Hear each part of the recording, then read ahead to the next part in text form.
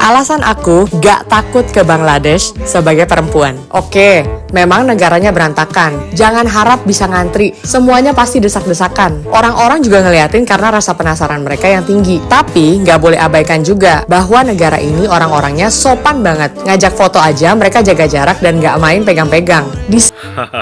Dulu Rohingya masa kita orang tolak, kau kutuk negara kami kan. Kemudian kau ambil, lepas tu baru terkena kat kau kan. Sekarang pasal Bangladesh pula. Okey, bagus. Bangla, pergi Indonesia sana. Diorang banyak suka sama lu. Lu suka sama dia kah? Ha? Suka? Indonesia kamu tak mau? Indonesia tak apa. Apa pasal? Indonesia kami boleh ada saya rugi mah.